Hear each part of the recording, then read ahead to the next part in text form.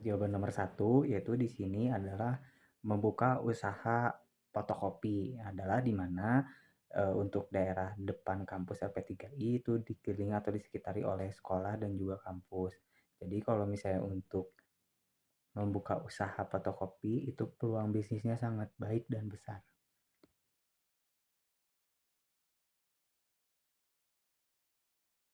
Yang kedua adalah di mana alasan membuka fotokopi usaha ini adalah untuk menyediakan kebutuhan bagi siswa maupun mahasiswa di sekitar area kampus untuk memenuhi kebutuhan e-tag atau fotokopi.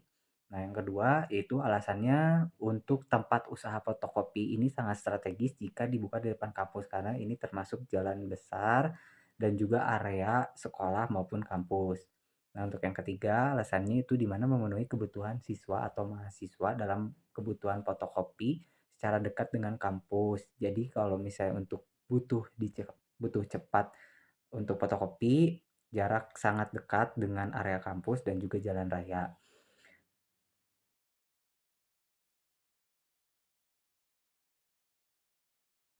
Untuk jawaban nomor 2 itu di sini adalah pemangku kepentingan usaha antara lain investor atau sebagai pemodal dalam usaha, lalu ada karyawan sebagai pelaku atau sebagai yang menjalankan usaha.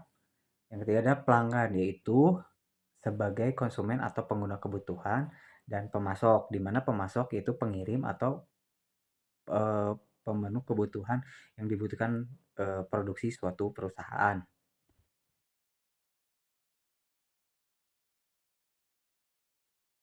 Di sini ada investor, di mana pelaku adalah sebagai pemodal yang memberikan modal untuk dijalankan bisnis sehingga mendapatkan laba.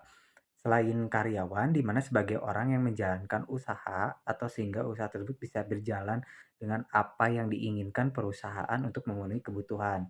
Nah, pelanggan sebagai pengguna atau yang menggunakan atau kebutuhan. Lalu di sini juga ada pemasok, yaitu pemasok sebagai penyuplai atau mengisi kebutuhan bahan baku yang diperlukan perusahaan.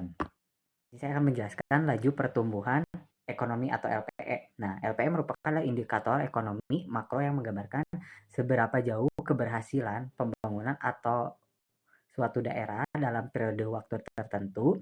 Indikator ini dapat pula dipakai untuk menentukan anak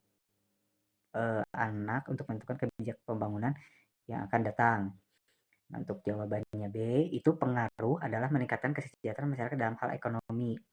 Yang ketiga adalah C, suku bunga BI sangat masyarakat cenderung menyimpan upaya di bank dan menahan diri melakukan pinjaman kredit.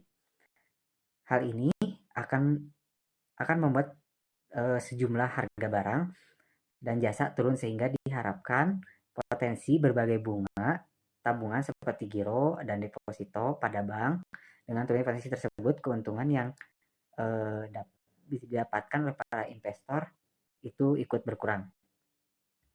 Nah, untuk yang D itu ada jika dampak inflasi naik, di mana inflasi akan membuat harga produk mengalami kenaikan secara spesifikasi.